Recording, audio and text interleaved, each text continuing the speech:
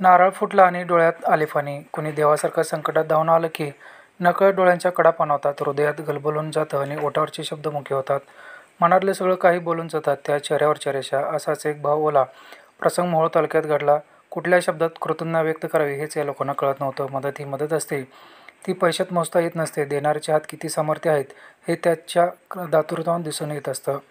तहानेनं घसाला कोरड पडल्यावर त्याच्यासमोर नोटांची पुटकी टाकूनही काय उपयोग नसतो. मायेनं कोणी तांब्यावर पाणी दिलं तर देणाऱ्याला त्याला देव दिसतो. मोहोळ तालुक्यातील जनतेने असाच एक देव पाहिला, अनुभवला. राजू खरे नावासारखं खरं वागणारा आणि खरं बोलणारा हा उद्योगपती भावी आमदार म्हणून आता लोकांची त्यांच्यावर शिक्का मारलाय.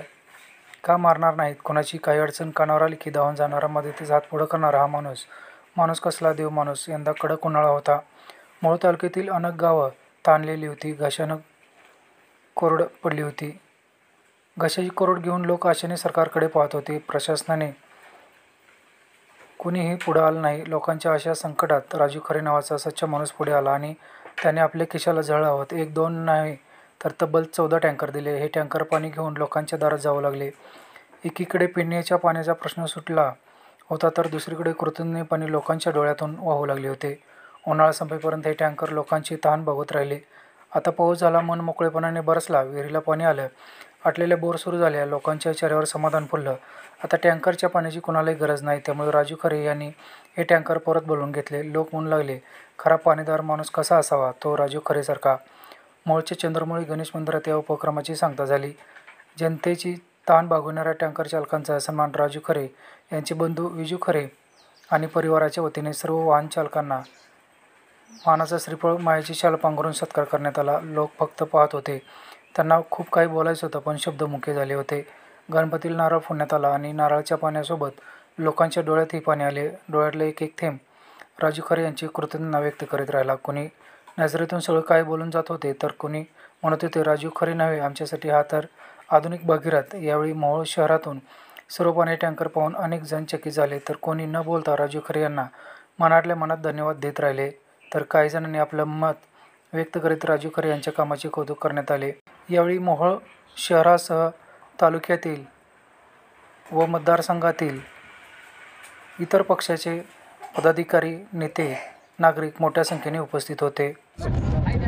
मोहोळ तालुक्याला जो भीषण पाणी प्रश्नाचा उद्भवला होता, तो पाणी प्रश्न ज्येष्ठ उद्योजक, आपले कर्तव्यदक्ष असं म्हणून समजले जाणारे समाजसेवक राजाभाऊ खरे यांनी मोहोळ तालुक्याची ही भीषण परिस्थिती ओळखून प्रत्येक गावात, प्रत्येक शहरातल्या खेडोपाड्यातल्या वस्तीवर सुद्धा टँकरच्याद्वारे पाणी पुरवठा केलेला आहे. तर अशा बिकट परिस्थितीत राजाभाऊसारखा एक होतकरू माणूस, असा की समाजाला एक दिशा देणारा माणूस आज आपल्या मोहोळ तालुक्याला लाभलेला आहे. आज राजाभाऊ खरे यांना तिथे योगदान मिळलं की नागनाथ महाराजांनी असं एक त्यांना आशीर्वाद दिला की तुमच्या कृपेनं ज्या मोहोळ नगरीला, मोहोळ तालुक्यामध्ये दान करणारा असेल तर तो फक्त राजाभाऊ खरे असतील. त्याच्या पुढे जाऊन सांगतो तुम्हाला की असा माणूस आपल्या मोहोळ तालुक्याला मिळाला आणि त्यांचं काय जे लाभ आहे ते राजाभाऊच्या माध्यमातून लोकांच्या मतदारापर्यंत जाणार आहे आणि मतदार त्यांच्या पाठीमागे जाऊन लोकांनी त्यांना योगदान द्यावं.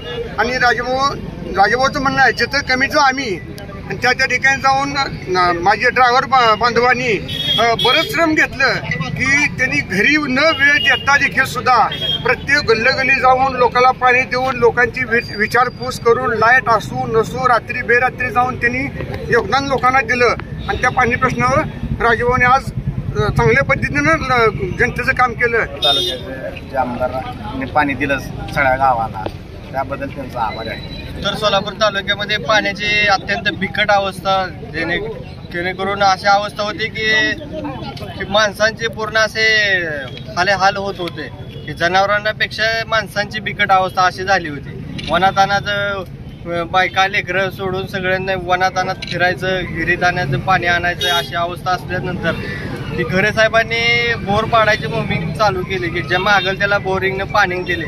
पण उतरतामध्ये असे भूमीमध्ये सुद्धा पाण्याची पातळी एकदम खालावलेली होती.